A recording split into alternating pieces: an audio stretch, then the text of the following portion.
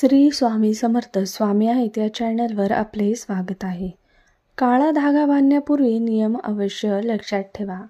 काळा धागा बांधण्याचे अनेक फायदे आहेत, परंतु तो बांधताना काही खबरदारी घेणे आवश्यक आहे, जेणेकरून त्यांचा परिणाम चांगला होईल। शनिवारी काळा धागा बांधणे खूप शुभ असते।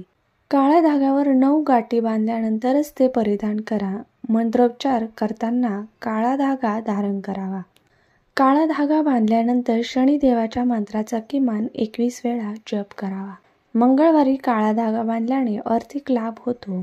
या दिवशी उजव्या पायावर काळा धागा बांधल्याने व्यक्तीच्या जीवनात सुख समृद्धी येते। ज्यांना पोटदुखीचा त्रास आहे त्यांनी पायाच्या बोटाला काळा धागा बांधावा। ज्या हातात काळा धागा बांधलेला असेल त्या हातात इतर कोणत्याही रंगाचा धागा बांधू नये।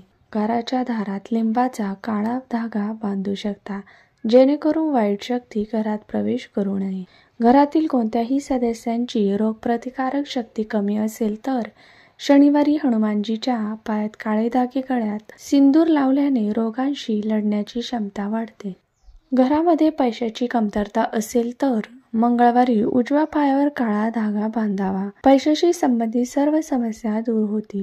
जर तुम्हाला इतर लोकांच्या वाईट नजरेपासून दूर राहायचे असेल तर हा धागा हात, पाय, गळ्यात बांधून तुम्ही स्वतःला सुरक्षित ठेवू शकता।